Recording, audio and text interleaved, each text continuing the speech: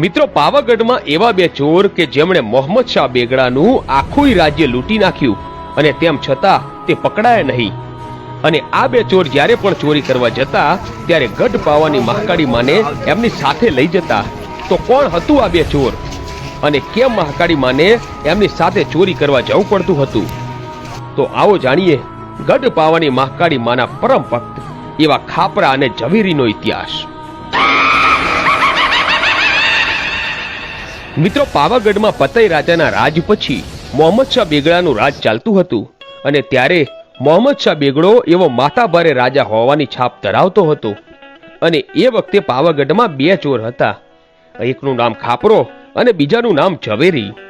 આ ખાપરો અને ઝવેરી એ મહાકાળી માની ખૂબ જ ભક્તિ કરતા અને એ મહાકાળી માના મોટા ભક્ત હતા.